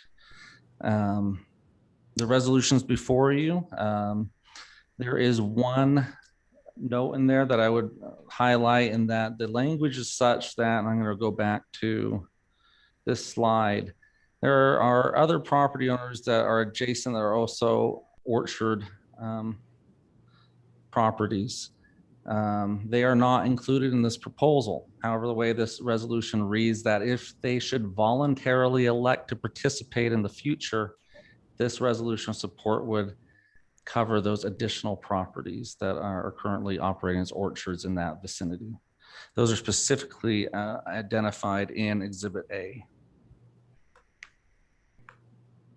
With that, is there any, one more, the Natural Resources Stewardship Committee in April adopted a motion to the council, a recommendation stating that they support the creation of agricultural easements on the remaining agricultural and orchard lands within Orem City. With that, is there any questions for me? The only question I've got is, when we make this resolution, do we need to include some language about the neighbors? About the neighbors that come and speak tonight? No, the neighbors that may want to join in with this at a later time. It's written in the ordinance, and so a motion to approve would capture that. Okay. All right. Any comments from the council? Yes, Debbie, go ahead. 2 questions. You've been saying there's payment on this land.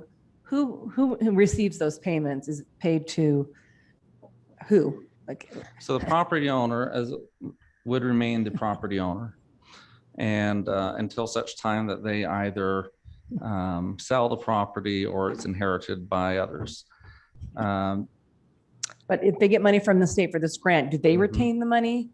Yes. Okay, that's my question. The Yes. other thing is if at some point their grandchildren or whoever inherits this property eventually, and they want to change this to something or sell the property, would they have to try to undo this, or is this just go on and forever? So the intent is for it to go on in perpetuity forever. There are ways out of it, but it would require a repayment of the McAllister Fund grant with inflation. Another factor would be they would have to negotiate a release of the easement from Orem City. Okay, thank you. But this would be, a lot of times we hear there's no more orchards in Orem and we're losing our green space. So this would satisfy that this would be preserved. It would be a working orchard. It would be a place where children could come, see an orchard. So there is some advantages to quality of life, maintaining our history through orchards, correct? And that's the policy consideration the council needs to weigh tonight. Okay, thank you. Any other comments from the Yes, council? Mayor. Terry, go ahead. Comment about the Crandalls. Was it 1887? Was that, you said that the Crandalls settled that in 1887? Do you remember that? Yes. Yeah, I remember that.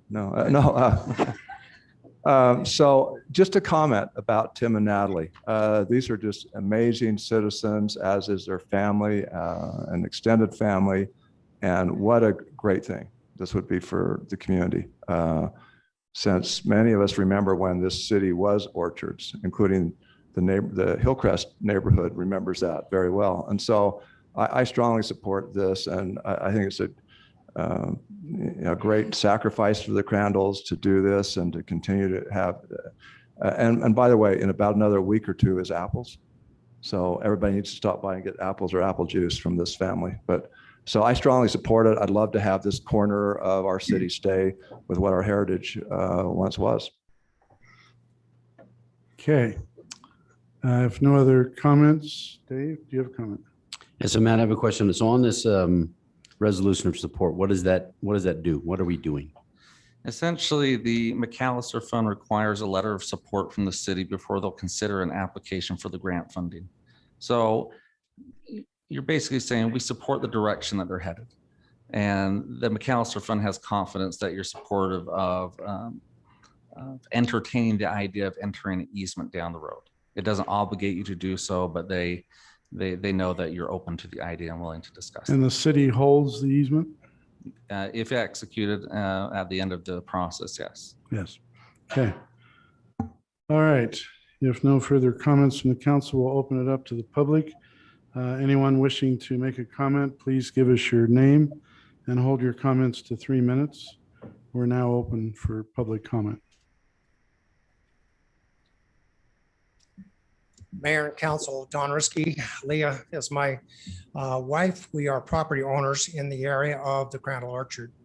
I would just like to mention a couple of things that you probably already are aware of and already have talked about. We have been residents in the area for 34 years, so we have kind of a special relationship there. And it has been kind of unique for us to be able to have that in view of the fact that most places that you live is 180 degrees, 360 degrees of houses. So it's very warm and welcoming. The open space, you probably appreciate that as much as I, is critical. And we've lost a great deal of it. It's very important. So we need to have that green visual in the city maintained the best that we can. Obviously, the history and the heritage of the Crandall Farm is a big part of what's going on up there in our neighborhood. It's interesting that Tim and Natalie have come to the conclusion that they want to preserve this for perpetually every generation to come, which is contrary to most perspectives, which is money and a profit. So I was really encouraged to see them make this decision. And obviously it's a family decision that involves more than just Tim and Natalie. Remember also that once the open space is lost, it's lost forever. And I would urge you to take and support the resolution. Thank you. Thank you.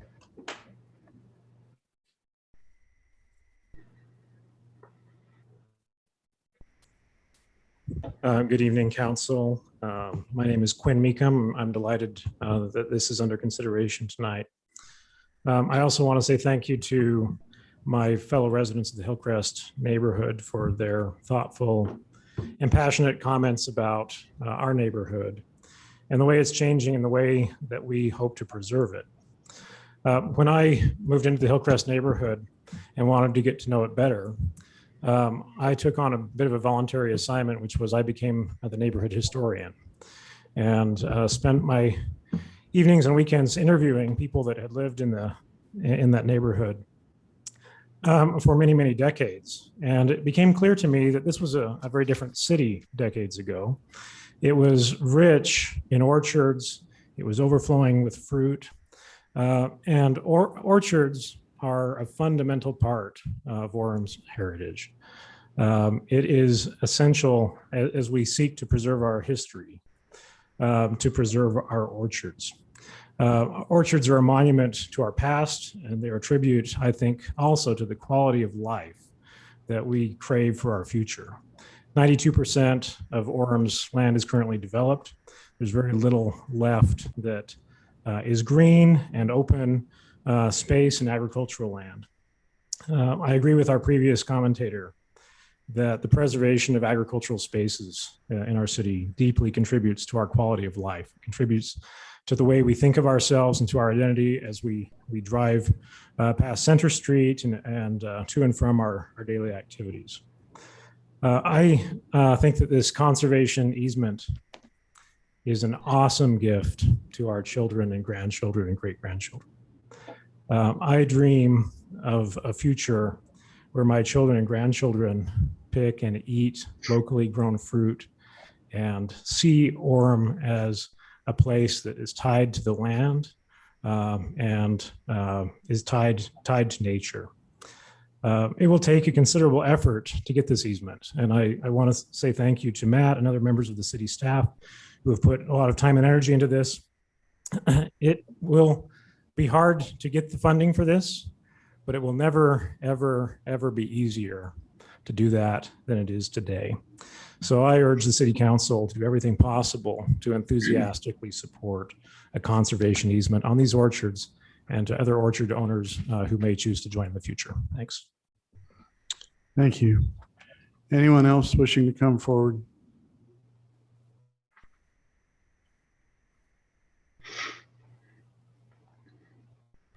Hi, good evening.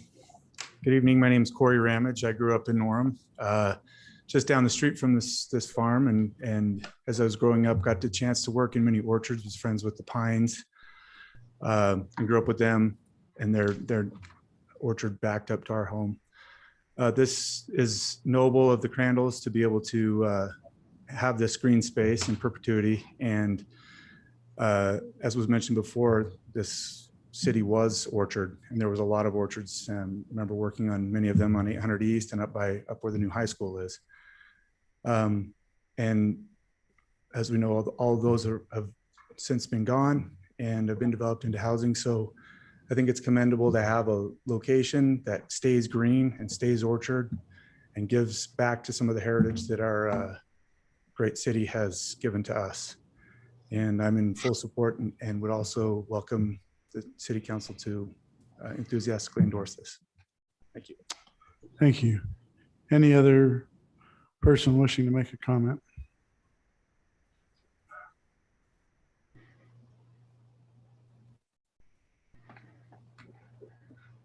Thank you, City Council. And Terry, thank you. That's very kind. This is something that we've thought about for a long time. And what is your name? Oh, it's Jim Crandall. Okay.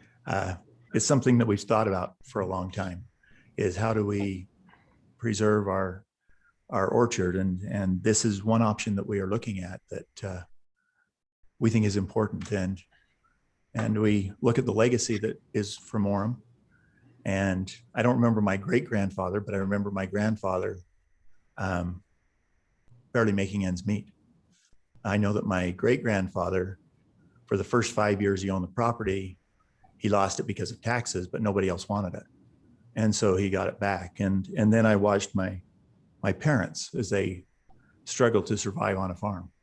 And I have great admiration for them because at that time, property became somewhat valuable in Orem and many sold. And so we're grateful for them. And we would like to give back. Orem is a great place. And we love farming. It's a business that we enjoy doing. So not only is there a legacy, but there's a future. And I think we may have one of the few businesses in the country that when we say, we sure appreciate you coming to our store, they say, no, thank you very much for being here. And so we believe that it will become even more important. We heard a statistic the other day that 30% of what is raised on a farm of fruits and vegetables is thrown away by the farmer. Another 30% is thrown away by the wholesale or the store. And we can assure you that at Crandall's, we throw very little away. We have some places that we give it to that we can't use and sell the rest. A few days ago, we put on our Facebook and mentioned that we were coming to this meeting. May I just share with you just quickly two things that was written. My family moved to Orem, Utah in 1977 when there were still some fruit orchards in the area. Over the years, most of these orchards have gone, but a few like the Crandalls have remained.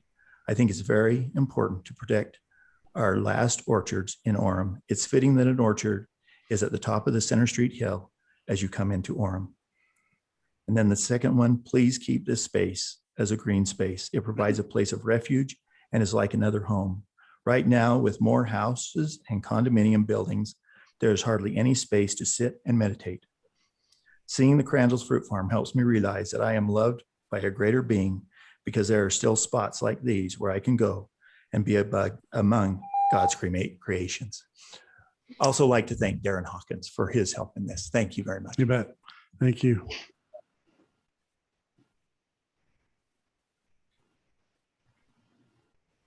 I don't really want to spend any of your time, but And what is your name? Darren Hawkins, excuse Thank me. you. Thank you. Darren Hawkins, thank you for considering this. And thanks to the city staff for helping us out on this idea. Just one small thing that hasn't been mentioned yet is that if we do get the funding from the McAllister Fund, and if this results, there will be an opportunity for some public access, most likely in the form of, say, school children on field trips, which provides really a cool educational aspect of this as well.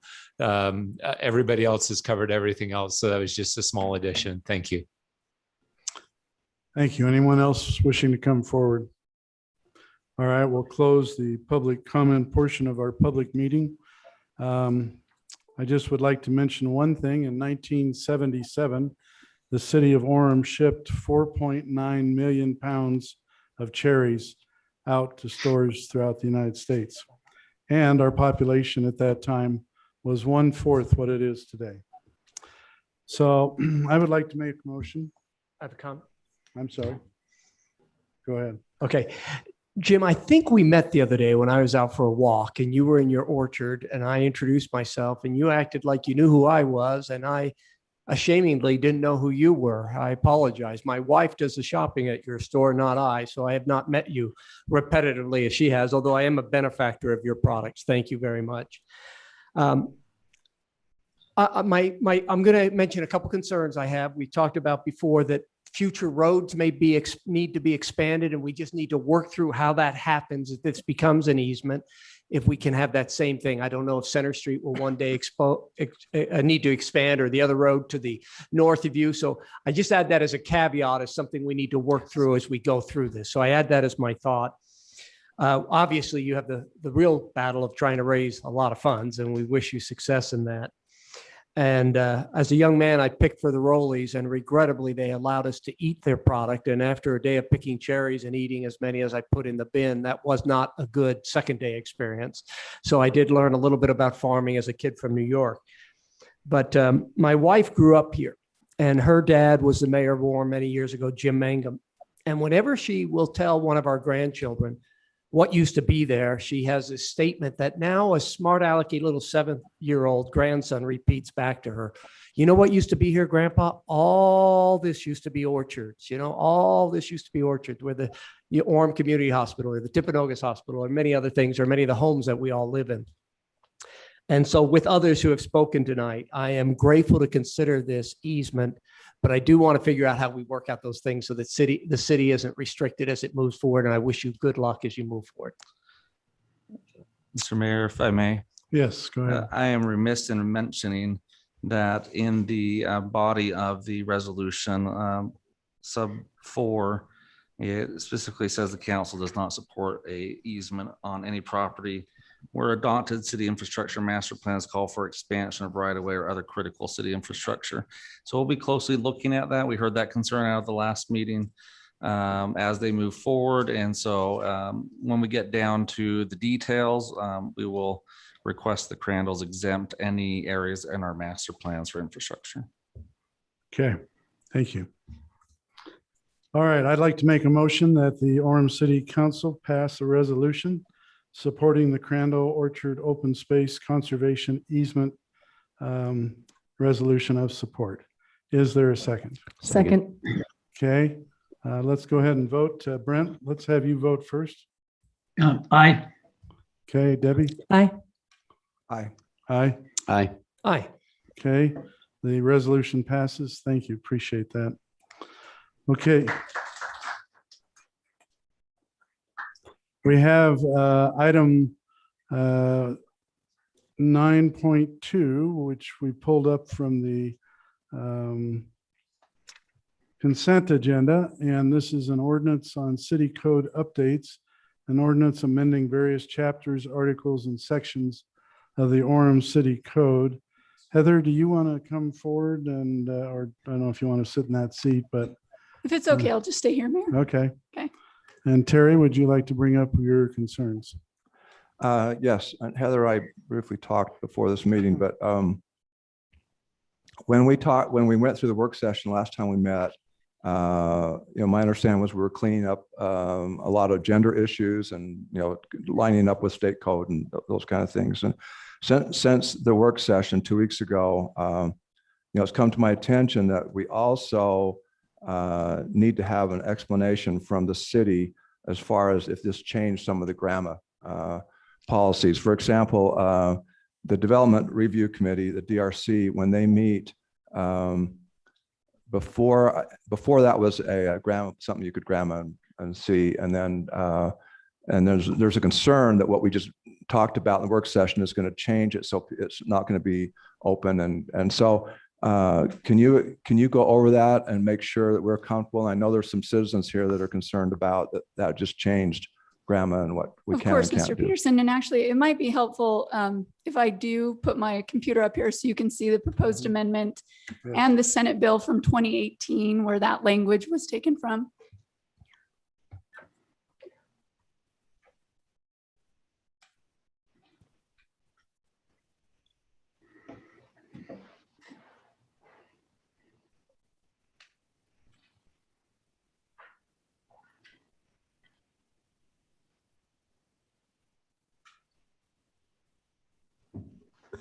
Okay, this is the proposed amendment to section 226-9.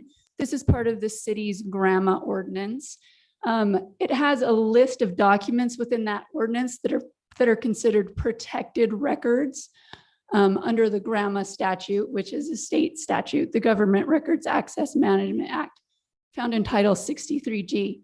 And I apologize for my voice. I'm having some vocal cord issues, so my apologies. But anyway, in 2018, Senator Bramble proposed some changes to the Open and Public Meetings Act statute that's in the state code that clarified that not just recordings and written minutes of closed meetings that are held by public bodies are protected, but also so are the transcripts, reports, and written minutes of those meetings. So let me just see if I can jump to that bill. This is a copy of Senate Bill 137 proposed by Senator Bramble. And you can see the changes here. Let me see if I can make that a little bit larger. So a recording, transcript, report, and written minutes of a closed meeting are protected under Title 63G, Chapter 2, except that the records may just be disclosed under a court order. And that was a change, again, that we decided to codify in our own ordinance so that it would match up with the state's Open and Public Meetings Act language, as well as their grandma classifications. So this was done in 2018. It was one of those cleanup things that we hadn't caught before. If the city council is uncomfortable with it in any way, it's already codified in the state statute. We do try to keep our ordinances in line with the state statute, but it is essentially the law of the land. And I just want to be clear what this amendment is speaking to. When a public body is subject to the Open Public and Meetings Act, such as this body, we meet in an open forum. When we go to a closed meeting in those very limited circumstances, and we go to discuss pending litigation or the character of an employee or something like that, we go into a closed session so that we can discuss that openly. We do keep records of that, right? We keep transcripts, reports, and written minutes of that closed meeting. And we have to maintain those, but they are protected under grandma and they are not subject to public disclosure. That is what this amendment is speaking to. Does that clarify the issue? So well, just a follow-up question with that. So I understand, personnel, real estate issues the city might be doing, or litigation, that's a closed meeting. Yes, So it's a closed meeting of a public body. Yes, correct. Okay. So my question is, development review, the DRC, does that fit in personnel, litigation, or real estate? It would be my position that the Development Review Committee is not a public body. So And that, it is not subject to the Open Public Meetings Act. but that has been grandma. You could do a grandma request from that in the past, but now we can't because of this, or is that? That has nothing to do with this. I'm not really sure what that issue is that is percolating. That's not before the council. That's not an issue here that's been noticed up for public debate. My opinion to you is that the Development Review Committee is not a public body, so it wouldn't even be subject to this. They don't keep transcripts, reports, written meetings of their closed meetings because they don't have closed meetings because they're not a public body. Okay, you can see my concern with the theme we're hearing about Hillcrest and developers and all of that. It's I kind of like, absolutely do. I heard it's the like- public comment. This particular amendment has absolutely nothing to do with that. This was a statute that was enacted by the state legislature in 2018. We're merely codifying it. Again, if you're uncomfortable with it, we can remove it from the proposed amendments because it's already codified in state code. And we are subject to the Open and Public So Meetings Act as I'm well not as sure grandma. that's the issue. The issue is, for example, the DRC with records there and residents being told that they can't grandma request them. So I it's more of don't a know that grandma anyone's ever request. been told they can't grandma request something, whether or not they have access to the records under grandma So is that another would be the issue. question, is to clarify that. Do they Yes, have and that access? amendment has nothing to do. No, This no, amendment has nothing to do Right, with this has nothing to do with that. So forget this. Okay. But if you're looking at a grandma request of that body and residents being told no, can Okay. you clarify that? Or is there no clarification at the moment? Well, first of all, public records are subject to grandma. Not every record that is created by or maintained by the city of Orem or any other public entity is a public record. Records are classified under grandma in 4 categories. They're either public, private, protected, controlled, or there's a 5th category actually, exempt. And that means some other law, a federal law or some So other how state would law you- keeps them How from would you being know turned over. what's exempt or what's controlled? That is defined in the statute. If you go through grandma, section 302 will give you a list of records that are classified as private. Section 304, I believe, is the controlled list of records. 305 is a list of the protected records. Our city ordinance mirrors those records classifications. So for example, an example of a protected record would be personal information that we might have, such as social security numbers, home addresses, certain utility billing So, information. Could you send that to us on the council, that list of all those Yes, items? it's actually a Utah state statute. It's 63G-2 101 et sec. So everything that comes after that. That is the Utah Government Records Access Management Act, and it defines what types of records are private, protected, and controlled. And I'd be more than happy to send you the link to that, of course. Because I'm still trying, going along with what the mayor said, I'm just trying to understand when I'm hearing concerns about a developer in the Hillcrest neighborhood, the Development Review Committee would be the committee that would be meeting with a developer, going over what they're doing. Is that correct? I mean, is that the process? That'd be part of the process. They'd be meeting with that group. Yeah, Ryan, if you'd like to give some further insight into that. Yeah, our development review committee typically does not meet with the developer. It's an internal meeting between staff with members of representing different departments, stormwater, water, sewer, street lighting, fiber, planning, as well as engineering. We meet and go over the application, we go over the plans, and we compile a red line list, and that red line list is then sent to the developer. The developer does not attend DRC meetings in Orem like other cities do. We do that internally. So the DRC meeting, a developer's not in that meeting. No, we do meet with developers. We do meet in preliminary meetings. For example, if someone wants to come into the city and bring a new grocery store and they want to know our process, we'll sit down with them as planning staff and give them ideas on things that we think the council will want to see or they won't want to see. We go over the code. We help them through that process so that they can make sure their plans the first time are done in a manner that helps them to be more successful so that they aren't wasting a lot of money generating a plan that doesn't meet code. Those are different kinds of meetings. Those are not with the development review committee. Those are kind of preliminary. We do our best to help people develop properly. So when does the neighborhood find out about the store coming in? They can find out when that neighborhood meeting is held by the developer. Up until a certain point, many of those meetings are private. They are protected. I think Heather would agree with me, because often they're in a due diligence period. So if any information is leaked, it jeopardizes a real estate transaction or creates an uncompetitive advantage for someone else. Okay, Councilman McDonald, do you have a question? I think you just answered it, but let me just rephrase it if I may. If I'm XYZ grocery store, I don't want Safeways and Macy's and other groups to know I'm thinking about coming in. And so if I come to you, I expect some degree of confidentiality during that process. And is that confidentiality protected by law, in your opinion, Heather?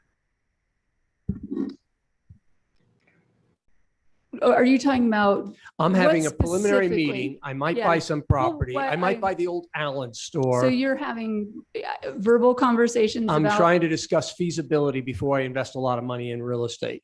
Is that protected, in your opinion, by Well, it's this not, conversation? It's not protected by grandma because it's not a record. Okay, so I have a discussion with Ryan. He may or may not send me an email about this. Is that email protected?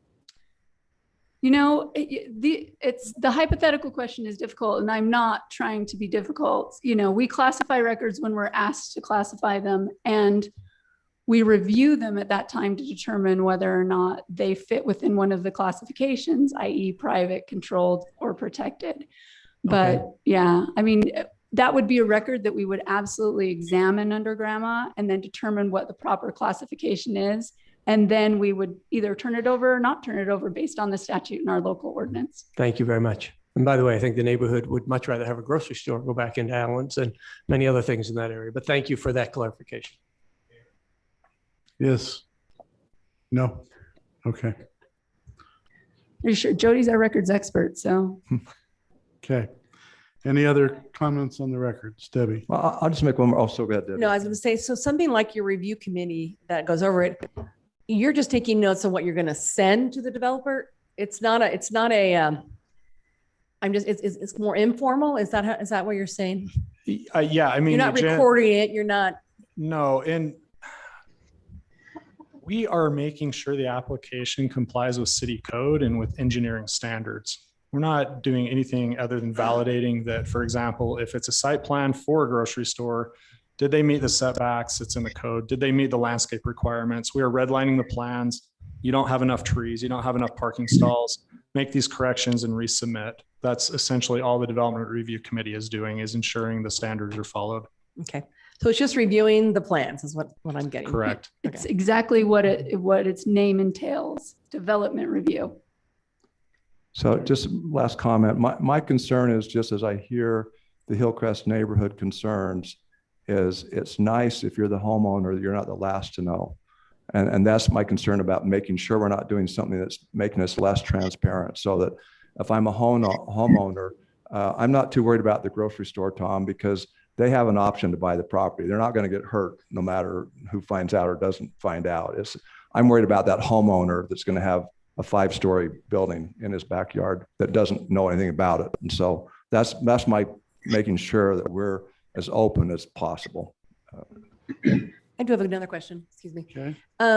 When a project is maybe for a neighborhood meeting, will it appear on like our website as these are projects we're working on, or does that not happen until it's everything is, crossed and dotted? Well, for example, with building permits, as soon as we receive an application, that's public record. So we post those on the APB, the active building projects list. As far as development applications, until that neighborhood meeting is held, that we consider that as a confidential development at that point.